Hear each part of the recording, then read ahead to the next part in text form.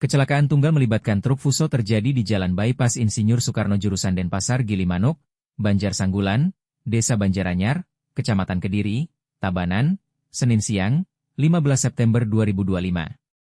Truk bernomor polisi E9152 yang dikemudikan Fani Prasetyo, 35 tahun, melaju dari arah Gilimanuk menuju Denpasar dengan kecepatan rendah. Namun, saat melintasi jalan menurun, rem truk tiba-tiba blong hingga laju kendaraan tak terkendali. Truk yang mengangkut paket belanja online itu menabrak tiang telepon dan pohon perindang di sisi utara jalan. Akibat benturan keras, sopir terjepit di ruang kemudi.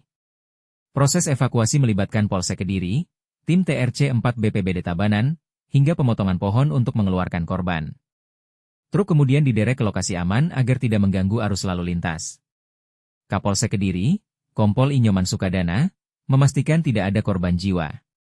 Namun, sopir mengalami patah pada kedua kakinya dan kini dirawat di RSUD Tabanan. Kerugian material diperkirakan mencapai 20 juta rupiah.